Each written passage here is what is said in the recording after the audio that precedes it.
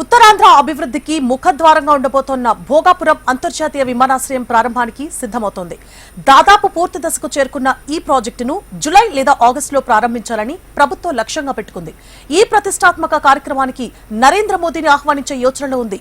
ఇక ఎయిర్పోర్టు ప్రారంభానికి ముందే రవాణా సదుపాయాలను మెరుగుపరిచేందుకు ప్రభుత్వం అధికార నేతలు యుద్ధ ప్రాతిపదికన చర్యలు చేపడుతున్నారు.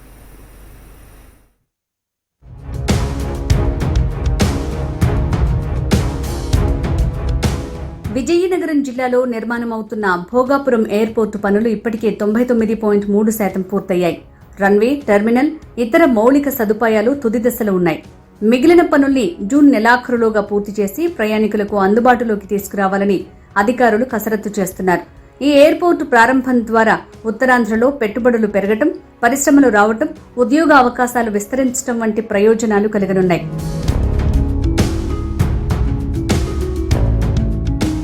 ప్రయాణికుల రాకపోకలకు అనుగుణంగా ఆంధ్రప్రదేశ్ రాష్ట్ర రోడ్డు రవాణా సంస్థ ప్రత్యేక ప్రణాళిక సిద్ధం చేసింది. విశాఖపట్నం, విజయనగరం, శ్రీకాకుళం జిల్లాల నుంచి నేరుగా ఎయిర్పోర్టుకు ఏసీ ఎలక్ట్రిక్ బస్సులను నడపనుంది.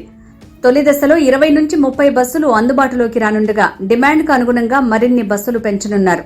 ప్రయాణికుల సౌకర్యార్థం ఇప్పటికే ఆర్టీసీ అధికారులు క్షేత్రస్థాయిలో సర్వేలు నిర్వహిస్తున్నారు.